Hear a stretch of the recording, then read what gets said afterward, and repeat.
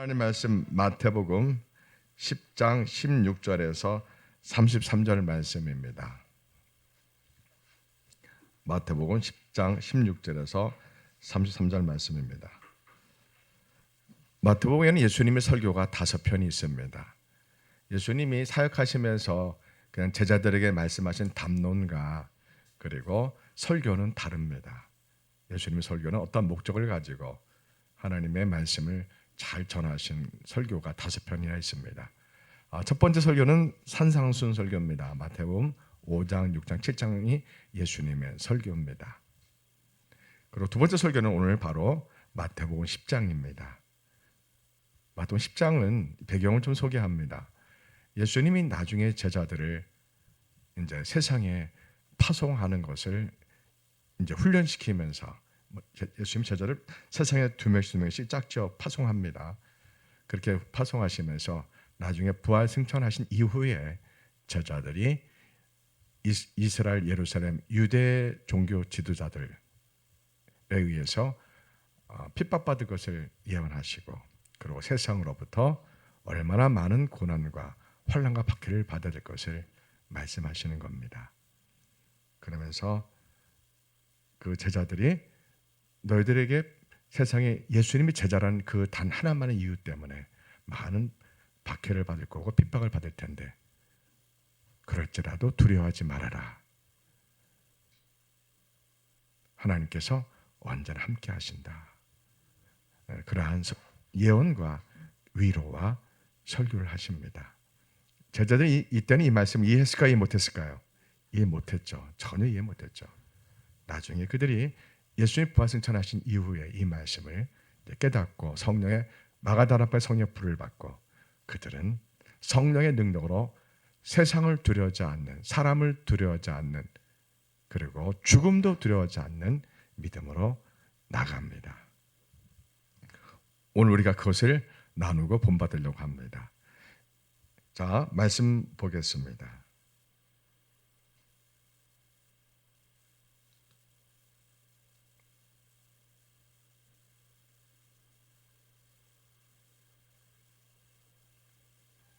보라, 내가 너희를 보냄이 양을 이리 가운데로 보낸 것 같도다. 그러므로 너희는 뱀같이 지혜롭고 비둘기같이 순결하라. 사람들을 삼가라. 그들이 너희를 공회에 넘겨주겠고 그들의 회당에서 채찍질하리라. 또 너희가 나로 말미암아 총독들과 임금들 앞에 끌려가리니 이는 그들과 이방인들에게 증거가 되게 하려 하심이라. 너희를 넘겨줄 때 어떻게 또는 무엇을 말할까 염려하지 말라. 그때 너희에게 할 말을 주시리니 말하는 이는 너희가 아니라 너희 속에서 말씀하시느니 곧 너희 아버지의 성령이시니라. 장차 형제가 형제를, 아버지가 자식을 죽는 데에 내주며 자식들이 부모를 대적하여 죽게 하리라. 또 너희가 내 이름으로 말미암아 모든 사람에게 미움을 받을 것이나 끝까지 견디는 자는 구원을 얻으리라. 이 동네에서 너희를 박해하거든 저 동네로 피하라. 내가 진실로 너희에게 이르노니 이스라엘의 모든 동네를 다 다니지 못하여서 인자가 오리라. 제자가 그 선생보다 또는 종이 그 상전보다 높지 못하나니 제자가 그 선생 같고 종이 그 상전 같으면 족하도다. 집주인을 바알세불이라 하였거든 하물며 그 집 사람들이랴. 그런즉 그들을 두려워하지 말라. 감추인 것이 드러나지 않을 것이 없고 숨은 것이 알려지지 않을 것이 없느니라. 내가 너희에게 어두운 데서 이르는 것을 광명한 데서 말하며 너희가 귓속말로 듣는 것을 집 위에서 전파하라. 몸은 죽여도 영혼은 능히 죽이지 못하는 자들을 두려워하지 말고 오직 몸과 영혼을 능히 지옥에 멸하실 수 있는 이를 두려워하라. 참새 2마리가 하나 쌀이온에 팔리지 않느냐. 그러나 너희 아버지께서 허락하지 아니하시면 그 하나도 땅에 떨어지지 아니하리라. 너희에게는 머리털까지 다 세신 바 되었나니 두려워하지 말라. 너희는 많은 참새보다 귀하니라. 누구든지 사람 앞에서 나를 시인하면 나도 하늘에 계신 내 아버지 앞에서 그를 시인할 것이요 누구든지 사람 앞에서 나를 부인하면 나도 하늘에 계신 내 아버지 앞에서 그를 부인하리라. 내가 세상에 화평을 주러 온 줄로 생각하지 말라. 화평이 아니요 검을 주러 왔노라. 내가 온 것은 사람이 그 아버지와 딸이 어머니와 며느리가 시어머니와 불화하게 하려 함이니 사람의 원수가 자기 집안 식구리라. 아버지나 어머니를 나보다 더 사랑하는 자는 내게 합당하지 아니하고 아들이나 딸을 나보다 더 사랑하는 자도 내게 합당하지 아니하며 또 자기 십자가를 지고 나를 따르지 않는 자도 내게 합당하지 아니하니라. 자기 목숨을 얻는 자는 잃을 것이요 나를 위하여 자기 목숨을 잃는 자는 얻으리라. 아멘. 예, 우리 다 같이 일어나셔서 세마 이스라엘 말씀을 우리가 잘 듣겠다는 고백으로 찬양합니다. 세마 이스라엘, 세마 이스라엘, 아도나 엘로헤누, 아도나 예하 바루 셈케봇 말쿠토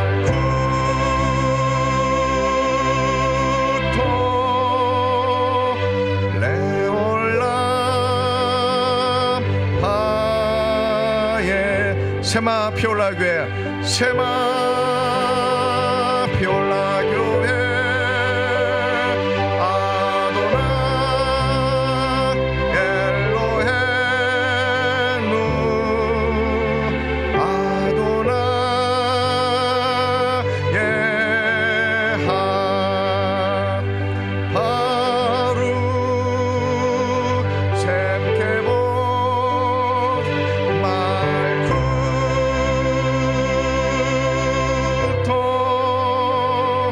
레올람 바예. 자리에 앉으시기 바랍니다. 기도합니다. 하나님 아버지, 우리의 세마라는 찬양을 받아주세요. 하나님께서 가장 기뻐하는 찬양 중에 하나를 우리가 고백했습니다. 하나님, 이 시간 예수님의 귀한 말씀을 있는 그대로 정확히 전하고 싶습니다. 성도들이 듣고 싶은 말씀을 전하는 것이 아니라 하나님이 전하고 싶은 말씀을 전하는 종이 되기 원합니다. 이 말씀 들을 때 몸이 아픈 사람 치료해 주시고, 이 말씀 들을 때 모든 죄가 끊어지게 하시고, 이 말씀 들을 때 조상 되돌렸던 가게어른 저주가 끊어지게 하시고, 이 말씀 들을 때 가난이 끊어지게 하시고, 이 말씀 들을 때 세상을 이기는 능력이 되게 하소서. 하나님, 저 멀리에서 예배드리러 왔습니다. 또 대전에서 신혼부부가 올라왔습니다. 하나님, 주일 새벽부터 예배드리기 위해서 전국에서 몰려온 우리 성도들, 저들의 발걸음을 복된 발걸음으로 축복하소서. 하나님, 왜 이곳에 함께 멀리서 예배드려야 되는지 그 이유는 우리 성도들 잘 지금은 모르겠지만 조금 시간이 지나면 그 이유를 하나님께서 또렷이 알려주시리라 믿습니다. 믿음을 지키게 하소서. 어떠한 유혹과 환난과 박해 가운데서도 죽으면 죽으라는 믿음을 가질 수 있는 그러한 믿음을 그 멀리에서 오는 성도들에게 특별히 주시고, 하나님, 어떤 어려움도 능히 예수님 이름으로 승리하는 가정들 되게 주옵소서. 거룩한 건강과 재정을 축복해 주시기 원하며, 이 시간 이 중에 설득력 있는 사람의 말로 전하지 않고 오직 성령님의 나타나심과 능력으로 말씀을 전하게 주옵소서. 예수님 이름으로 기도합니다. 아멘. 예수님의 마태복음에 있는 두 번째 설교, 예수님 믿어서 부자가 됩니다, 이렇게 말씀 있습니까? 예수님 믿어서 만사가 형통합니다 라는 말씀이 있습니까? 아니죠. 예수님 믿어서 사람들한테 미움받는다 이런 말씀이 있습니다. 예수님을 잘 믿으면 잘 믿을수록 박해를 받고 죽는 데까지 갈 수 있다, 그렇게 말씀합니다. 오늘 말씀의 하이라이트가 뭡니까? 몸은 죽여도 영혼은 능히 죽이지 못하는 박해하는 사람들을 향하여 두려워하지 말아라, 이겁니다.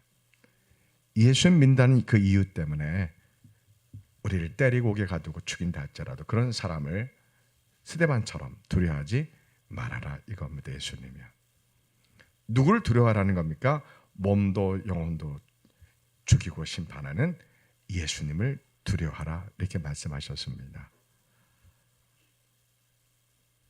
예수님은 세상에 회개 없는 예수님 믿지 않는 상태에서 세상이 주는 화평을 복을 주러 온 분이 아니라고 말씀합니다.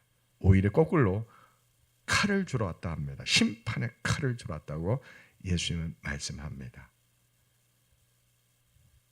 그러면서 예수님 믿기 때문에 단지 예수님을 잘 믿으려고 하는 그 이유 하나 때문에 가정에서 부모님으로부터 핍박받고 또 자녀로부터 핍박받고 남편으로부터 핍박받고 아내로부터 핍박받는다고 가족이 원수라고 그렇게 우리에게 알려주고 있습니다. 누가요? 예수님이요. 예수님이 지금 제자들에게 앞으로 주님이 없을 때 나타날 제자들이 받아야 될 환난과 고난과 핍박을 미리 말씀하고 있는 겁니다. 여러분 신기합니다. 예수님을 잘 믿으면 핍박이 많습니다. 정말 예수님을 잘 믿으면 세상과 우리는 거꾸로 살아야 됩니다. 세상의 빛과 소금이 되는 건 당연합니다. 그러나 우리는 세상을 원수 사랑으로 세상을 정복합니다. 세상은 이에는 이, 귀에는 귀 이렇게 살아갑니다. 그러나 우리는 악을 손으로 갚는 방법으로 세상을 살아갑니다. 나를 가장 힘들게 하는 사람, 나를 가장 괴롭히는 사람을 우리는 사랑으로 갚는 방법으로 인생을 사는 겁니다. 멋있습니까? 안 멋있습니까? 멋있습니다. 나를 괴롭히는 가족들, 나를 괴롭히는 직장 동료들, 나를 모함하고 예수 믿는다는 그 이유 하나 때문에 예수님 꼭 그렇게 믿어야 되냐? 예수님을 꼭 그렇게 믿어야 되냐? 적당히 믿으면 되지. 이렇게 말하면서 박해하는 우리 가족들에게 우리는 사랑으로 갚아야 됩니다.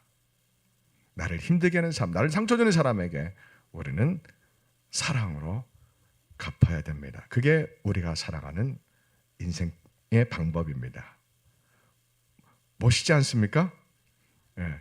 나를 박해하는 사람이 똑같이 싸우면은 그건 너무 그건 아무것도 아니죠. 악을 악으로 갚는 것은 누구나 할 수 있는 마귀의 방법입니다. 우리는 오직 사랑으로 원수를 갚는 겁니다. 따라합시다. 우리는 사랑으로 원수를 갚는다. 나에게 상처 준 사람을 하나님의 사랑으로 섬기고 사랑한다. 그게 우리가 살아가는 방법입니다. 저는 정확히 알려드렸어요. 가정에서 직장에서 그렇게 사셔야 돼요. 질문하겠습니다. 사람한테 상처받을 이유가 있어요? 없어요? 없습니다. 우리는 악을 손으로 갚는 사람들인데 가족이나 직장에서 누가 나에게 무슨 말을 해도 상처받을 이유가 없습니다. 무슨 뜻이에요? 예수님이 십자가에서 죽기까지 나를 사랑하신 나는 가장 귀한 존재입니다. 앞에 꽃 참 귀하고 아름답습니다. 여러분 이 꽃보다 더 아름답습니다. 옆 사람 보세요. 당신은 꽃보다 더 아름답습니다. 뒤를 보세요. 뒤를. 수호 목사는 아무한테도 말하지 않잖아요. 당신은 꽃보다 더 아름답습니다. 실감이 안 돼요? 이렇게 인사해보세요. 당신은 20년 젊어 보입니다.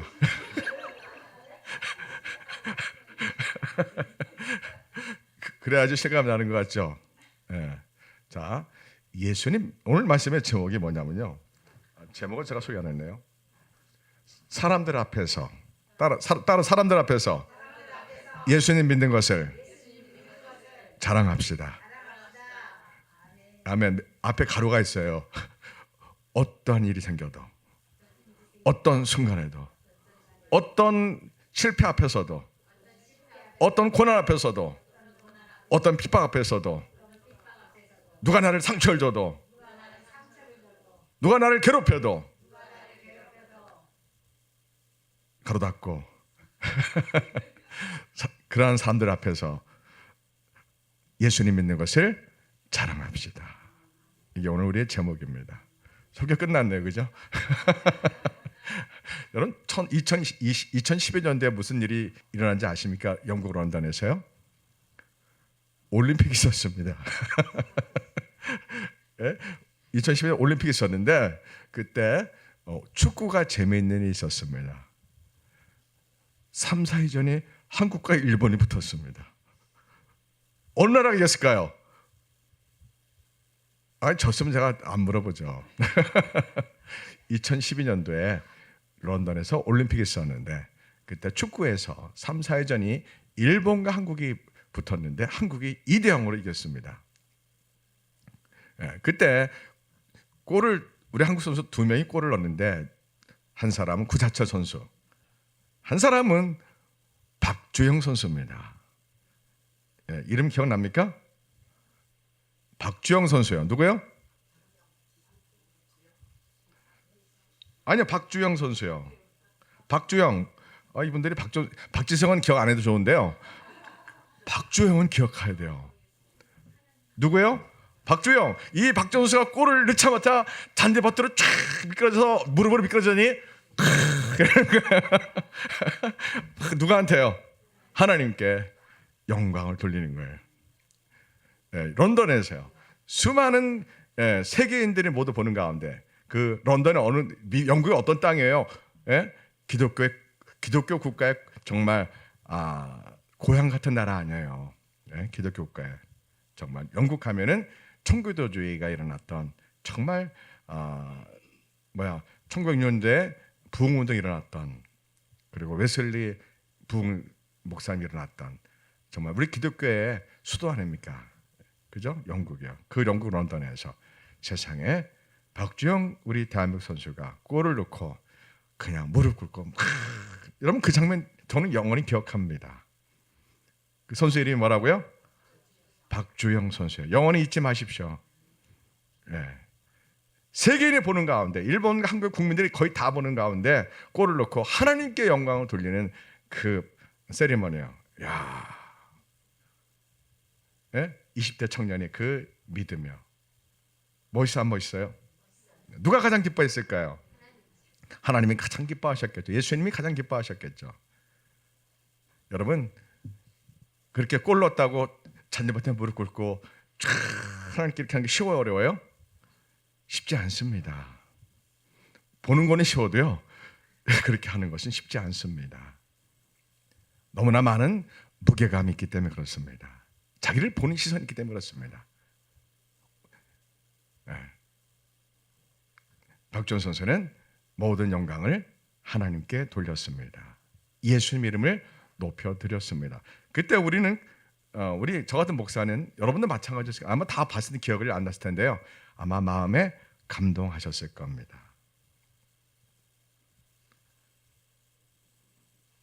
무엇을 의미합니까? 나는 크리스찬입니다. 나는 예수님 믿는 사람입니다. 그것을 세상에 선포하는 겁니다. 너무 훌륭합니다. 우리가 그러한 믿음의 용기가 필요합니다. 하나님께 영광 돌리신 그 순간에도 수많은 사람들이 볼 때도 사람 의식하지 말고요. 오직 하나님께 영광을 돌립니다. 오직 예수님께 영광을 돌립니다라고 우리가 의연하게 말할 수 있는 믿음이 돼야 됩니다. 그런 믿음은 평상시에 예수님과 늘 피드백하고 늘 예수님을 생각해야 됩니다. 평상시에요. 이게 중요합니다. 평상시에 하나님과 피드백을 하지 않으면 예수님과 늘 기도로 말씀으로 주님과 교제하지 않으면 그러한 순간에 하나님께 영광 돌린다고 수많은 사람들이 보는 가운데 그렇게 하기가 어렵습니다. 우리가 많은 사람들 앞에 하나님의 영광을 나타내는 나의 신앙 고백을 세레머니로 표현할 그러한 할 수 있다는 것은 평상시에 늘 하나님을 사랑하고 예수님을 사랑하는 신앙의 모습이 있다는 반증이기도 합니다. 자, 언제 우리에게 그런 모습이 또 필요합니까? 우리 인생에 위기가 왔을 때요. 내 인생에 실패가 왔을 때요. 내가 사람들 앞에 정말 어려움을 당할 때요. 수치를 당할 때, 가장 힘들 때요. 그때도 우리는 나는 예수님 믿는 사람입니다 라고 말을 하셔야 됩니다. 아멘. 네. 저는 세상 이야기 별로 안 좋아하는데 오늘은 좀 하겠습니다. 노태우 대통령 군사정권 군인 출신이죠. 우리나라는 군인 출신들의 대통령에 의한 군사정부 경험이 있습니다.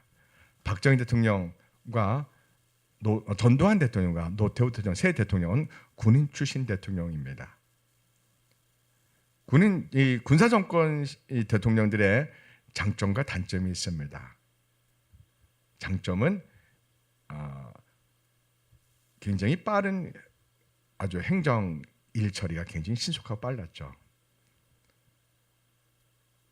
그리고 국가 발전을 아주 강력한 중앙정부 체제 중심으로 국가의 산업화와 국가의 기획과 계획과 발전들을 빠른 시간 내에 집중할 수 있는 장점이 있습니다. 그런 단점도 참 많습니다. 그렇게 한 군사 정부의 권세는 아무도 못 말립니다. 군인 출신 대통령에게 되들었다가는 그냥 모든 것을 다 잃어버리고 감옥 갈 수 있는 그런 폐단이 많았습니다. 독재와 거의 흡사한 그런 일들도 폐단이 분명히 있었습니다. 그래서 그 당시에 기업가들이 대통령이 밉보이면 기업이 망하는 일이 수두룩했습니다. 노태우 대통령이 되고 나서 기업가들을 초청했습니다. 그래서는 기업가들 수고하십니다 하면서 대통령 취임으로 기업가를 초청해서 노태우 대통령이 대한민국의 기업의 발전을 위해서 경제 발전을 위해서 그들을 초청해서 다 술 한 잔씩 따랐습니다. 그때 어떠한 사람이 저는 크리스찬입니다. 저는 교회 장로입니다. 죄송하지만 저는 술을 못 받습니다. 탁 말하고 거절한 사람이 있었습니다. 네. 성이 저하고 같습니다. 박씨입니다. 누구겠습니까? 시애논 에베네셀의 박성철 회장님입니다. 박성철 장로님입니다. 네. 여러분 그 당시에 그렇게 한다는 것은 자기의 기업이 다 망할 수도 있다는 그런 일이 충분히 가능한 시절입니다. 그런데도 그는 하나님 앞에 전 크리스찬입니다. 술을 못 받습니다. 저는 예수님 믿는 사람입니다. 그 10%는 군인 출신의 군사정권 권세 아래 그렇게 당당히 말할 수 있는 그 믿음이에요. 누가 가장 기뻐했을까요? 하나님이 가장 기뻐하셨을 겁니다. 구약 성경에도 참 많습니다. 다니엘이 10대 중반에 BC 605년에 바벨론의 예루살렘이 멸망해서 약 1000km 되는 길을 줄에 묶여서 끌려갑니다. 여러분 1000km 걸으면 며칠 걸렸을까요? 우리가 보통 하루에 쉬지 않고 걸으면 보통 40km를 걷습니다. 하루에요. 6.25 때 피난민 할 때, 또 저희들이 밤에 군에서 행군할 때 보통 하룻밤낮 하루에 한 10시간 걸을 때 8시간 걸을 때 우리가 50km를 걷습니다. 군인들이요. 네. 50km 걷는데 이 10대 중반의 노예들이 줄을 묶여서 몇만 명의 노예들이 끌려간다면은 한 30km 가지 않을까 싶어요. 하루 가는 길이 40km 갈 텐데 40km 간다고 합시다. 그러면은 열흘이면 몇 킬로죠? 400km. 그러면 한 달이면 1000km 며칠 걸릴까요? 25일 정도 걸리겠죠. 약 한 달 정도 걸어서 노예로 끌려갑니다. 자, 이들에게 고기를 줬을까요? 좋은 음식을 줬을까요? 네. 고기 구경도 못했을 거고 좋은 음식 못 먹었을 겁니다. 남자들은 거의 상의는 벌거벗긴 채로 끌려갑니다. 그들이 끌려가서 바벨론 강가에 앉아가지고 막 시온을 바라보고 예루살렘을 생각하면 막 울죠. 처참하게 웁니다. 얼마나 슬프는지 모릅니다. 네. 그걸 보네메라는 팝송 가수가 바벨론 강가라는 팝송의 노래를 불렀죠. 참 슬픈 노래들. 시편 137편에 있는 사연들입니다. 시편 137편에는 그렇게 노예로 끌려가서 바벨론 강가에 앉아서 예루살렘 시온을 바라보며 막 웁니다. 약 한 달 동안 고생하며 걸어왔던 젊은이들입니다. 고기는 전혀 못 먹었습니다. 자, 그렇게 다니엘이 끌려와서 왕궁에 왔는데 고기 냄새가 진동을 하는 겁니다. 네, 바벨론은 오늘날 미국처럼 그 당시 세계 최강대국입니다. 여러분, 강대국의 특징이 하나 있습니다. 세계에서 똑똑한 인재들이 그 나라로 다 몰려옵니다. 여러분, 미국은 세계에서 가장 똑똑한 젊은이들이 다 몰린 나라입니다. 그래서 잘 될 수밖에 없는 겁니다. 단일 민족은 참 어렵습니다. 그러나 전 세계에서 똑똑한 사람 젊은이들이 다 미국에 모여서 명문대에서 공부하고 월가에 진출하고 그렇게 하면은 미국은 계속 잘 될 수밖에 없는 겁니다. 마찬가지로 바벨론 나라가 그 당시에 많은 주변의 나라를 정복하고 식민지된 포로된 그들 가운데 똑똑한 사람들을 다 바벨론을 끌고 옵니다. 끌고 와서 3년 동안 바벨론 교육을 시켜서 괜찮으면은 바벨론 왕궁에도 들어오게 합니다. 그 중에 하나가 다니엘입니다. 다니엘이 뽑힌 겁니다. 포로 가운데. 그래서 이제 3년의 과정을 이제 수련해야 됩니다. 자, 문제가 생겼습니다. 바벨론은 믿음이 좋은 사람입니다. 늘 하루에 3번 기도하는 사람입니다. 그는 레위기 11장에 있는 거룩한 음식만 먹는 사람입니다. 이 당시에는 성경책이 없었고 두루마기 성경만 있었기 때문에 일반인들의 성경책이 없었기 때문에 늘 성경 읽고 기도한다는 것은 상상도 못합니다. 구도 사회입니다. 모든 것을 기억하는 사회입니다. 그래서 하나님은 이들에게 거룩과 세상에 더럽고 부정한 것을 구별하라고 음식 가지고 하나님은 거룩한 삶을, 거룩한 생각들을, 거룩한 모든 것을 구별시킵니다. 이들이 먹을 수 있는 음식은 뭡니까? 족발 있고 대sek임자로 초식동물입니다. 소고기, 양고기, 사슴고기, 염소고기 이런 것만 먹을 수 있습니다. 생선은 비늘이 있고 지리머리 있는 음식만 먹을 수 있습니다. 일반 음식은 못 먹습니다. 자, 다니엘은 한 달 이상 고기를 못 먹었습니다. 왜 한 달 이상이냐면은 바벨론이 쳐들어왔을 때, 예루살렘 쳐들어왔을 때 그들이 고기를 먹을 수 있는 형편이 못 됩니다. 이 10대의 젊은이가 음식을 못 먹었습니다. 특히 고기를 못 먹었습니다. 근데 다니엘이 바벨론 들어왔을 때 고기 냄새가 진동을 하는 겁니다. 환관장이 이 젊은 포로들을 훈련시킵니다. 왕의 음식을 줍니다. 기름지고 맛나는 음식을 줍니다. 다니엘이 사드락메삭 아벳노고 같은 친구들과 함께 우리는 그 우상에 드려진 음식을 먹지 않겠다고 말합니다. 이건 무슨 말입니까? 우리는 하나님이 허락하는 음식만 먹습니다. 하나님이 먹으라는 음식만 먹습니다. 우리는 여호와 하나님만 믿는 사람들입니다. 그렇게 세상에 노예 출신이 노예가 환관장 앞에서 이렇게 말한다는 게 쉬워요? 어려워요? 거의 불가능에 가깝습니다. 그렇게 말하다가 죽는 겁니다.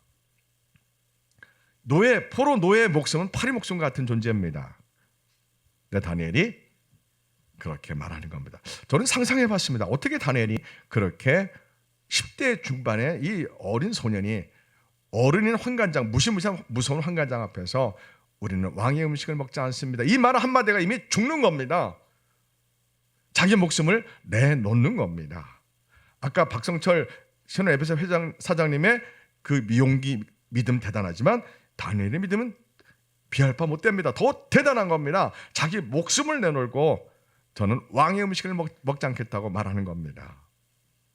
목숨 내놓고 하는 겁니다. 여러분 그렇게 할 수 있습니까?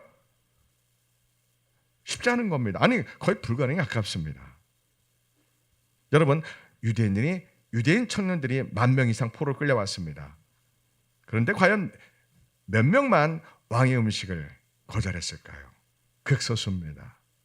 극소수입니다. 대부분 그들은 음식을 닥친 대로 먹지 않았을까 싶습니다. 이거 먹으면 안 되는데 고기 냄새가 여러분 한 몇 달이 다 고기를 못 먹고 한 달 동안 정말 고생하며 걸어왔는데 음식을 제대로 못 먹었는데 바벨론 도착해서 왕의 음식이라고 그들에게 고기를 줬을 때 과연 그것을 피할 수 있는 사람 몇 명이 됐겠습니까? 대부분 먹었다고 봅니다. 자, 이 포로들이 바벨론에 와서 그들은 죽음 아니면은 살기 위해서는 그들이 택해야 되는 것이 있습니다. 뭡니까? 종교를 바꿔야 됩니다. 예전에 믿었던 종교를 가지면 안 됩니다. 이제는 바벨론의 신을 믿어야 됩니다. 벨신이나 노보신을 믿어야 됩니다. 예전에 자기 나라에서 믿었던 신을 믿으면 안 됩니다. 종교를 바꾸고 이름도 바꿔야 됩니다. 바벨론에 들어와서는요. 특히 왕한테 뽑힌 이 다니엘 같은 이 청년들은 이름과 모든 종교를 바꿔서 바벨론 왕이 시킨 대로 해야지 목숨을 유지할 수 있는 그러한 환경입니다. 그런데 그걸 다 알면서도 다니엘은 우리는 왕의 음식을 먹지 않겠다고 딱 말합니다. 우리는 채소만 먹겠습니다. 성경 보면 하나님께서 환관장에게 은혜를 입게 하셨다고 말씀합니다. 저는 그 말씀을 통해서 상상해 보았습니다. 무엇을요? 다니엘이 노예를 끌려오면서 그는 바벨론에 도착했을 때 어떤 일이 생길지 그는 아마 예상했을 겁니다. 그럼 그는 무엇을 했을까요? 손에 줄을 묶이고 1000km 한 달 동안 걸어 끌려올 때 그는 무엇을 했을까요? 기도했겠죠. 회개하며 우리 조상들의, 우리 부모님들의, 우리 정치인들의 악한 죄를 회개했겠죠. 특히 어떤 죄를 회개했을까요? 우상 숭배죄를 회개했을 거고요. 도덕과 윤리를 무너뜨린 죄를 회개했을 거고 하나님의 공의와 정의를 무너뜨린 죄를 회개했을 겁니다. 오늘 우리는 과연 동성애를 합법화하려고 하는 이 땅의 정치인들과 이 땅의 사람들을 향하여 우리가 얼마나 회개하고 있을까? 다니엘을 생각하면서 우리가 한번 생각해 봤으면 좋겠습니다. 이 땅의 정치인들은 걸리지만 않으면 된다는 식의 편법과 불법이 너무나 가득합니다. 너무나 공공연하게 시장이 되고 국회의원 되면은 자신들이 돈 들어간 거 아주 합법적으로 또 걸리지 않는 편법과 불법으로 그들은 많은 돈을 챙깁니다. 뭐 다 아는 이야기입니다. 어떻게 이 나라가 이렇게 됐는지 마음이 아픕니다. 이건 잘못된 일입니다. 자녀들의 상장을, 자녀의 서류를 고쳐가지고 자녀를 의사만다고 하는 그러한 정치인들을 보면은 그런 사람을 국회의원을 뽑아준다? 야, 이거는 참 이 나라가 이 멘탈이 비정상입니다. 오늘 대한민국은 안타깝게도 비정상이 정상이 된 정치인들이 너무 많습니다. 비정상이 정상 역할하는 그 언론인들이 너무 많습니다. 신민단체가 너무 많고 교사들이 너무 많고 노동운동가들이 너무 많습니다. 비정상적인 일을 정상처럼 거짓되게 속이는 언론이 너무 많습니다. 인터넷은 말할 것도 없고요. 문제는 교회도 예외가 아니라는 사실이 우리를 참 슬프게 합니다. 여러분, 우리는 OECD 국가 중에서 교회가 제일 많은 나라 중에 하나입니다. 그런데 대한민국 또한 OECD 국가 중에서 제일 죄가 많은 나라 중에 하나입니다. 이게 이상하잖아요. 교회가 이렇게 많으면은 경찰서가 없어야 되고요. 교회가 이렇게 많으면은 소송 사건이 없어야 되고요. 교회가 이렇게 많으면 가정이 건강해야 되잖아요. 교회가 이렇게 많으면 교통법규를 잘 지켜야 되잖아요. 근데 우리 대한민국에 이면은 참 아픈 일들이 참 많습니다. 운전을 하다 보면은 마치 자동차 시합하는 것 같이 운전하는 경우가 너무 많습니다. 요즘에는요. 사람들이 남을 배려하는 운전을 하는 사람을 찾기가 물론 있지만은 점점점 줄어드는 모습 보면서 안타깝습니다. 여러분, 30년 전에 제가 운전할 때는 깜빡이 내면 딱 서줬습니다. 뒤에서 대부분 서줬습니다. 양보해 줬습니다. 요즘에는 깜빡이 들어오면 그냥 밀고 들어옵니다. 양보를 안 해줍니다. 여러분, 이게 작은 일 같지만요, 아주 슬픈 일입니다. 이 나라가 인성이 파괴됐다는 증거들이기 때문에 그렇습니다. 다른 사람에게 양보하지 않는 것, 교통법규를 지키지 않는 것, 이 작은 일이 이 땅의 정치, 경제, 언론, 문화, 외교, 교육, 군사, 문화 모든 곳에 똑같다는 겁니다. 교통법규 하나가 일이 문제가 아닙니다. 이 남에게 양보하지 않는, 그냥 깜빡이 신호 들고 들어가려고 하는데도 그냥 밀고 들어오는 이러한 작은 일들이 이 땅의 정치, 경제, 언론, 문화 모든 것에 다 똑같이 일어나고 있다는 사실이 우리를 슬프게 하는데, 교회가 이렇게 많은데도 이런 일이 범람한다는 것은 과연 한국교회의 믿음이 뭐냐 이겁니다. 한국교회의 믿음이 뭐길래 이 나라의 가장 기본적인 공공질서와 에티켓이 이렇게 무너져 가고 있는가? 왜 정치 지도자들이 자기 자녀의 소리를 속여오면서 거짓되게 새롭게 고쳐가지고 자기 자녀를 의사 만들어 하는가? 그래도 국민들이 왜 이걸 옳다 하는지, 동성애가 왜 이걸 옳다고 하는지, 이 땅의 국민들이 옳고 그름의 기준이 상대적 윤리로 바뀌는 것이 참 가슴 아프고 슬픈 일입니다. 또 무섭습니다. 무엇이 무서워요? 다니엘처럼 예루살렘이 BC 605년부터 약 20년 동안 세 차례에 걸쳐서 하나님이 이들이 살 수 있는 기회를 줬지만 그들은 결국 하나님께 회개하지 않고 그들은 멸망을 택했습니다. 무엇 때문에요? 거짓된 종교 지도자들 때문에요. 기득권 속에 종교 제도권 안에 안주하는 등 따시고 배부른 종교 지도자들 때문에 결국에는 이스라엘 정치 지도자와 왕과 신하들과 백성들은 하나님을 믿노라 하면서도 우상을 섬겼고, 하나님을 믿노라 하면서도 도덕과 윤리를 다 무너뜨렸고, 하나님을 믿노라 하면서 가정이 깨어지고, 하나님을 믿노라 하면서 세상에 취하고 술에 취했습니다.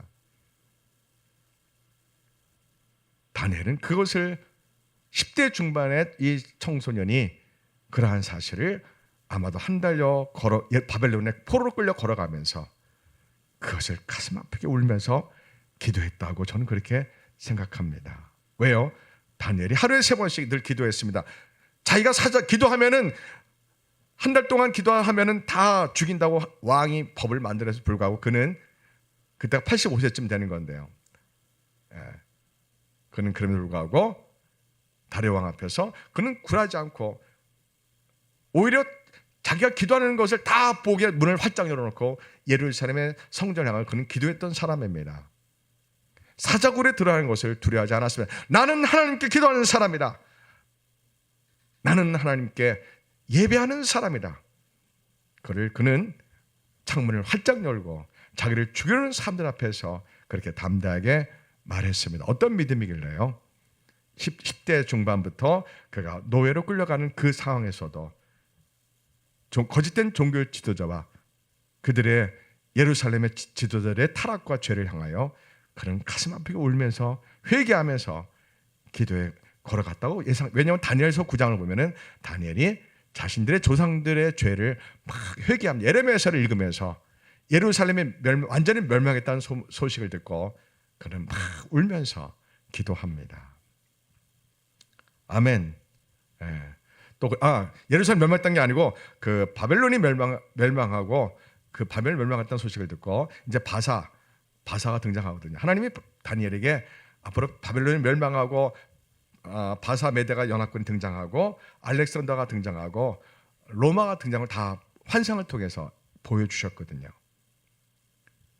여러분, 다니엘은 환관장 앞에서 왕의 음식을 먹지 않으면 거절하면 죽는데도 불구하고 나는 하나님이 주신 거룩한 음식 외에는 먹을 수 없다고 그는 채소만 택하여 먹습니다.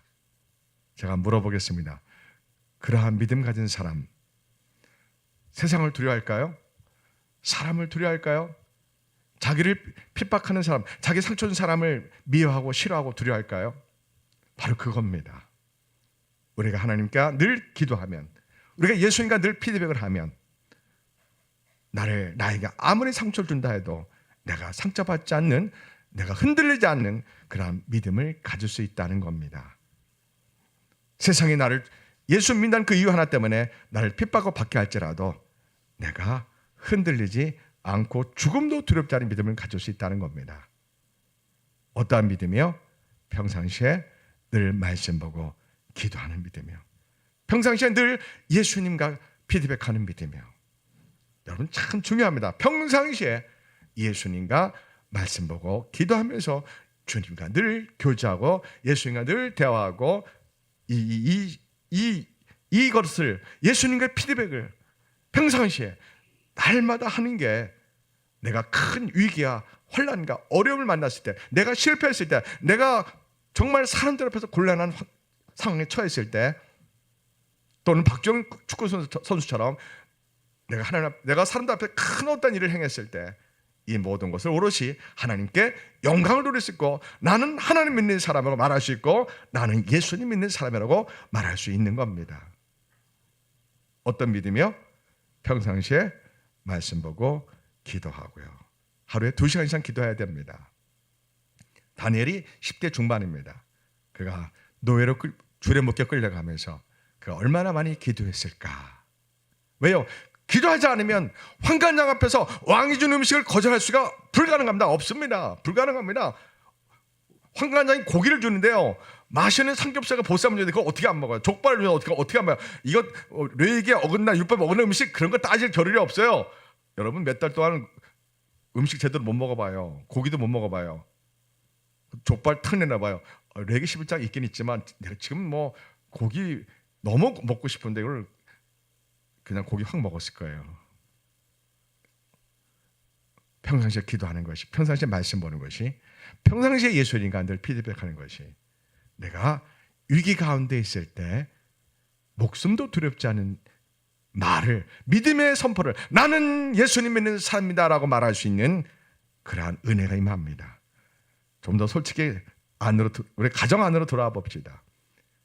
예수님을 믿는다는 그 이유 하나 때문에 남편으로부터 핍박받은 경험이 권사님들이 있어요. 부모님으로부터 핍박받고, 예수 믿는 그 이유 하나 때문에 직장에서 또 이웃들에게, 친구들에게 많은 어려움을 받을 겁니다. 오늘 예수님은 가족이 원수라고 합니다. 여러분, 남편이 원수고, 아내가 원수고, 부모님이 원수고, 자녀가 원수라고. 무엇 때문에요? 예수님을 믿는다는 이유 때문에요. 좀 더 안으로 돌아갑시다. 예수님을 잘 믿으려고 하기 때문에요. 대충 믿으면 이런 일이 안 생깁니다. 뭐 가끔 주일 빼먹고, 가끔 주일날 놀러도 가고, 뭐 말씀 보지 않고 기도도 안 하고, 그냥 적당히 썬데이 크리스천 하면은 가족들이 그렇게 받게 하나 합니다. 꼭 그렇게 예수를 믿으냐? 꼭 그렇게 교회를 다녀야 되냐? 그런 말을 들 정도로 우리가 예수님을 다니엘처럼 잘 믿으려고 할 때요, 정말 영적인 세계를 열리고 하나님의 음성을 듣고 늘 예수님을 만나고, 예수 만난 말을 오해하지 마시고요, 주님과 함께 늘 피드백을 나누면서 성령님 안에서 교통하면서 우리가 날마다 예수님 사랑합니다 하면서 눈물을 흘릴 수 있는 그 정도의 믿음은, 그 정도의 영성은 돼야 되잖아요. 날마다 예수님 사랑합니다. 요즘 참 좋은 찬양 많잖아요. 내 영혼의 구세주, 복된 예수, 이런 찬양, 좀 오래된 찬양이지만 굉장히 기름 부심이 있잖아요. 이런 찬양 두 손 들고 부르면서 성령님이 오셔서 내 눈에 나도 모르게 흐르는 눈물이, 은혜의 눈물이 내 눈에 주르륵 흐르는 그 은혜를 경험해야 됩니다. 다니엘은 몇 살 때 경험했다고요? 15살쯤에 그런 은혜를 경험했습니다. 네. 아멘. 자, 요즘 이 나라의 젊은이들이, 청년들이, 10대, 20대 청년들이 과연 예수님 사랑합니다라고 눈물을 흘릴 수 있는 사람이 몇 명이나 될까? 이것이 우리에게 너무나 위급합니다. 너무나 급하고 급한 문제입니다. 아주 한국교회의 영적 위기가 이미 도래한 지 오래되었습니다. 왜 이런 일이 있을까요? 여러분, 오늘 다니엘은 부모 형제를 떠나서 10대 중반에 아무도 다니엘과 함께 할 수 없는, 부모님이 손길이 못 미치는, 친척도 그 누구도 다니엘을 도와줄 수 없는, 살 수 있을지 그렇게 보장되지 못하는 그러한 절체절명의 위기 가운데 이 10대 소년은 하나님만 의지할 수밖에 없는 환경이었습니다. 오늘 우리에게는 이것이 없다는 게 문제입니다. 예수님을 믿을 수밖에 없는 절박한 환경이 없는 게 우리의 가장 큰 위기입니다. 박해가 없고 핍박이 없는 게 우리의 문제입니다.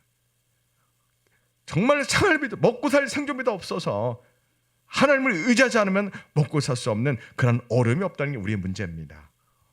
옷을 살 수 없는 돈이 없는 그런 환경이요, 겨울에 연탄을 살 수 없는 그런 환경이요, 정말 예수님을 의지하지 않고서는 내가 살 수 없는 그런 절박한 환경이 없다는 게 오늘 우리 젊은이들의 사실 가장 큰 위기입니다. 경제를 등 따시고 배부른 것은 거꾸로 반대로 영적인 큰 위기가 온 겁니다. 북한의 우리 형제 자매들은 목숨을 걸고 기도합니다. 목숨 걸고 하나님께 기도합니다. 예배합니다. 하나님 말씀 읽다가 북한에 있는 보위부에 걸리면 그들은 감옥 가거나 유독 수용소 가거나 아니면 2만 달러를 줘야지 풀려날 수 있습니다. 우리는 2만 달러 2,800만 원. 우리는 1,400, 2,800이죠. 우리는 큰 돈이 아닐지 모르지만 북한은 큰 돈입니다. 우리는 예수 믿는다고 박해야 합니까? 예수 믿는다고 누가 우리를 멸시합니까? 우리는 예수님 믿는다는 이유 때문에 박해받고 어려움에 처하는 것을 받지 않습니다. 이게 우리 한국교회의 가장 큰 영적 위기입니다. 오늘날 우리 자녀들이 대한민국에 예수 믿는다는 그 이유 때문에 박해와 환난 겪지 않기 때문에 뭐 예수님을 대충 믿어도 누가 뭐라 할 사람이 없다는 게 가장 어려운 영적 위기입니다. 그래서 우리 어머니들이 기도를 많이 해야 됩니다. 자녀를 놓고 눈물로 기도해야 됩니다. 왜? 우리 앞에 오늘 예수님 말씀하신 것처럼 세상이 예수님 믿는다는 그 이유 때문에 제자들을 미워하고 박해했던 것처럼 오늘 이 땅에도 곧 예수님 믿는다는 그 이유 때문에 우리를 때리고 오게 가지고 죽이는 그러한 시대가 달려오고 있습니다. 지금은 아니지만 곧 다가오고 있습니다. 여러분, 그날 다니엘처럼 우리가 믿음을 지키기 위해서요, 손양호 목사님처럼, 주기철 목사님처럼 믿음을 지키기 위해서요, 죽으면 죽으라는 믿음을 지키기 위해서 지금 예수님을 눈물을 만나고 평상시에 늘 예수님 사랑합니다, 그렇게 찬양 부르고 말씀 읽으면서 성령님이 오셔서 우리에게 은혜의 눈물을 흘리는 그러한 은혜의 순간들을 경험하셔야 됩니다. 그러면 세상이 문제가 되어야 한대요? 문제가 안 됩니다. 사람이 문제가 되어야 한대요? 안 됩니다. 세상이 두렵지 않습니다. 돈 한 푼 없는 게 두렵지 않습니다. 나를 박해하는 가족들이 두렵지 않습니다. 예수를 믿는 것을 아주 싫어하는 가족 앞에서 나는 예수님 믿는 사람이라고 탐대히 말하는 권세가 필요합니다.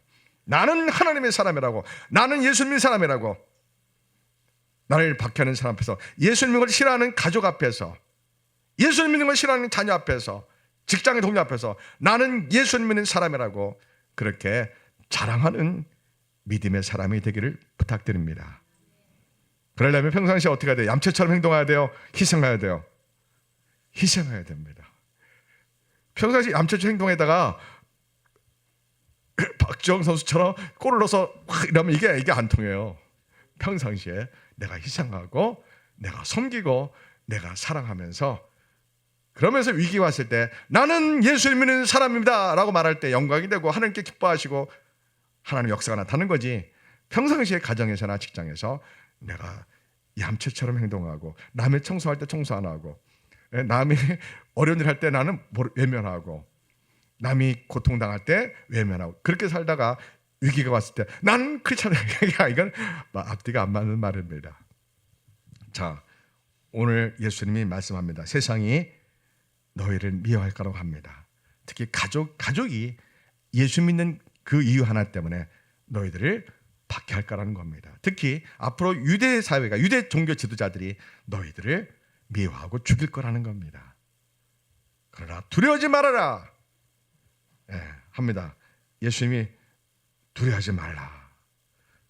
32절에 두려워하지 말라. 너희는 많은 참새보다 귀하니라. 너희에게는 머리털까지 다 세신 바 되었다 합니다. 참새 2마리가 한 아시론에 팔릴 때 다 하나님 아버지께서 허락할 때만 가능하다는 겁니다. 아시론은 이 당시에 노동자 일당이 한 데나리온이었습니다. 한 데나리온인데 한 아시론은 16분의 1 데나리온입니다. 오늘 일당이 10만 원을 합시다. 그러면 참새 2마리가 얼마인 거예요? 한 7천 원 되나요? 그럴 겁니다. 그러니까 16분의 1, 10만 원 16분의 1은 얼마입니까? 계산기 안 뜯어봤네. 한 6, 7천 될 것 같아요. 그죠? 이 하찮은 돈도 하나님 허락할 때 참새 2마리가 팔린다는 겁니다. 오늘 예수님이 말씀하셨어요. 여러분의 머리카락을 몇 개인지 다 아신대요. 여러분도 모르잖아요. 뭐렇게 몇 개인지요. 예수님 참 유머가 많으셔요. 무슨 뜻이에요? 예수님이 우리의 모든 형편을 지켜보시고 책임져 주신다는 겁니다. 그러면서 예수님 믿는 이유 때문에 너를 죽인다 할지라도 그 사람들 두려워하지 말고 몸과 영혼을 죽이고 심판하는 예수님만 두려워하라는 겁니다. 우리가 두려워할 분은 예수님뿐입니다. 우리가 죄 지을 때 두려워할 분은 예수님뿐입니다. 우리는 이 세상에 두려워할 사람이, 두려워할 것이 아무것도 없는 겁니다. 누가 우리를 그리스도 안에서 끊어내겠습니까? 누가 우리를 그리스도 안에서 빼앗을 수 있단 말입니까? 아무도 없습니다. 여러분을 박해하는 사람이 나는 크리스천이라고 담대히 말합시다. 나는 예수님 믿는 사람이라고, 나는 하나님을 사랑하는 사람이라고 우리가 가족들 앞에서, 세상 사람들 앞에서 담대히 말합시다. 하나님이 우리의 선포를, 우리의 신앙 고백을 책임져 주십니다. 기도하겠습니다.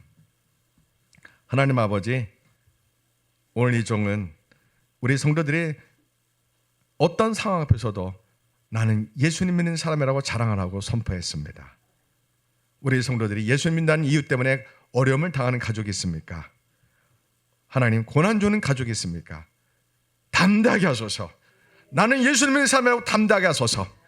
그러나 평상시에 악을 손으로 갖고 원수를 사랑으로 정복하며 가정에서, 직장에서, 세상에서 빛과 소금이 되는 섬김과 희생과 사랑의 삶을 살다가 위기가 왔을 때, 또 기쁜 일이 왔을 때 모든 것은 하나님이 주신 거라고, 나는 예수님을 믿는 사람이라고 자랑하게 주옵소서. 그래서 예수님 믿는 그 믿음의 권세 때문에 이 세상에서 그 무엇도 두려워하지 않게 하소서, 걱정하지 않게 하소서. 하나님이 두려워하지 말라고 약속하셨습니다. 우리 예수님 함께한다고 약속하셨습니다. 우리 머리칼도 다 세신다고 약속하셨습니다. 예수님 말씀 붙들고 세상에서 승리하게 하소서. 예수님 이름으로 축복하며 기도합니다. 아멘.